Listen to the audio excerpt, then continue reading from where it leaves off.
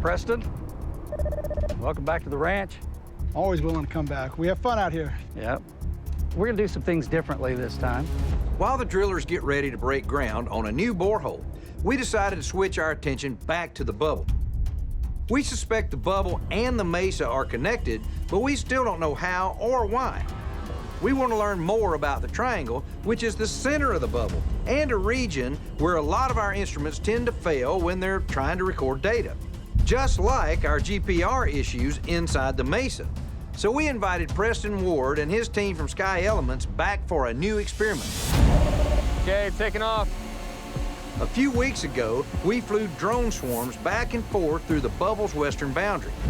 That helped us figure out that its width is about 120 feet.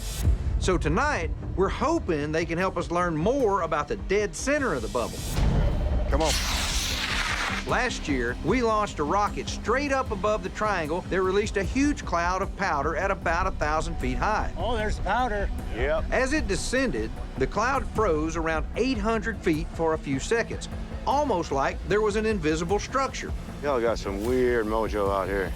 So, one of the things we'll be concentrating on tonight will be to confirm if there's something there and hopefully map out the size of it. Preston, talk to us about the different configurations we plan to fly tonight. So we have 100 drones, is that right? So it's going to be 100 drones, and it's going to stay in a horizontal plane.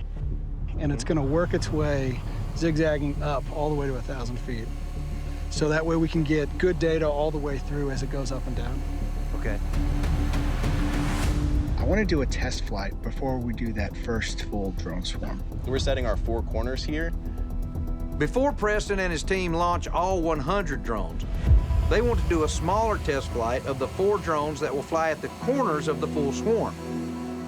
This is expensive equipment, so they want to make sure these drones behave like normal once they're in the air.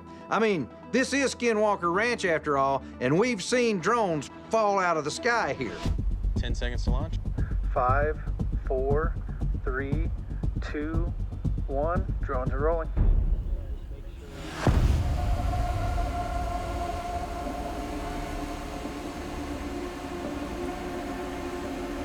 Staying in formation pretty good. Yeah. They're going to hit the mesa. Yeah, they're gonna bring them home, bring them home. They're going to hit the mesa. They're going to hit the mesa. Bring them home, they're gonna hit the mesa. These drones were on a pre-programmed flight, which was supposed to go directly over the triangle. So what the heck could be causing the drones to veer so far off course and almost fly directly into the mesa?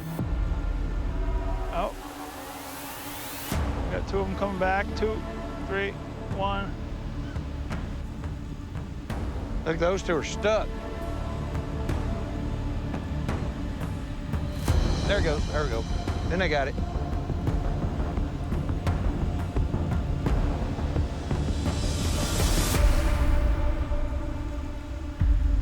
During the test run, the placement of the swarm on the map in flight showed it to be exactly where it should be, right over the triangle. But we all saw with our own eyes, it wasn't over the triangle. It really doesn't make a lot of sense because once they enter their pre-programmed flight path, they should be rock solid. I imagine you guys are gonna make a few adjustments. Yeah, so I'm gonna rotate the whole show a bit to the right here to kind of line it up better with the triangle. We missed kind of far that way, so we're gonna rotate the whole thing. Okay, sounds good. Let's light this candle, y'all. 5, 4, 3, 2, 1. Drones are rolling.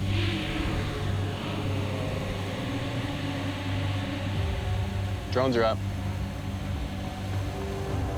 1 failed to lift.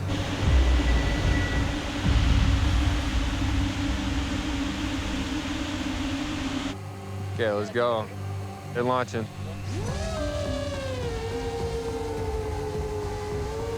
Brian Woodward of Sky Elements was following close behind the swarm with his first-person view drone, or FPV. That way, we could get a close-up view of any unusual behavior from these drones during their programmed flight.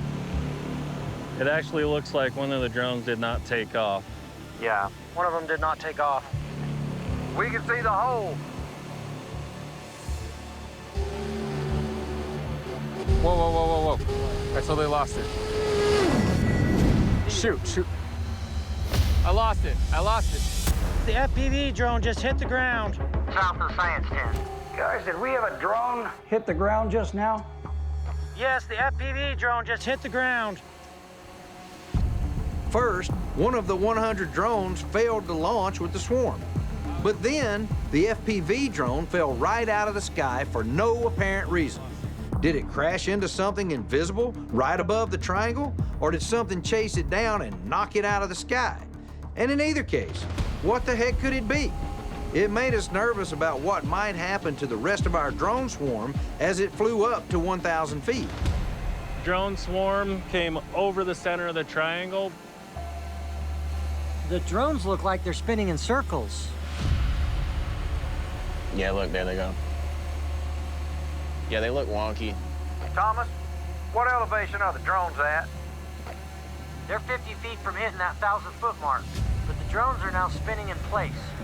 Something's definitely wrong.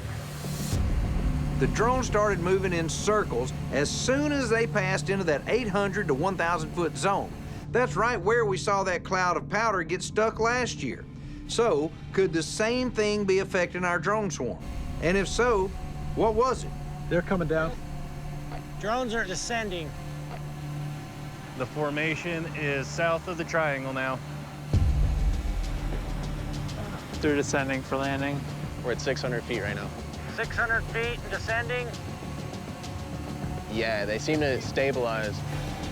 As soon as the swarm descended to a lower altitude, the drone started flying like normal again. It's like whatever was affecting them was concentrated right in that 800 to 1,000 foot zone. 8 seconds. Land mode engaged. 99 back down. Drones are on the ground. Hey, Thomas, let's go over here and check these. Yeah. So they should be right back on the mats, right? They should be directly centered on the mats. Oh, look at this. That one's almost completely off. It looks like they all shifted the same way. Well, and if you look at that one, they were all pointed this direction, so that one's almost pointed 90 degrees the wrong way. Yeah. So typically when they twist like that, it indicates a magnetic anomaly. Hey guys, we're over here looking at the drones and how closely they came down on these mats. We've got some pretty misaligned drones indicating a lot of magnetic interference. What in the world could act like a giant magnetic field between 800 and 1,000 feet in the air? Is it something generated inside the bubble? And could it be related to all the UAPs, weird signals, and equipment malfunctions we keep encountering, including what happened during Jan's most recent GPR test?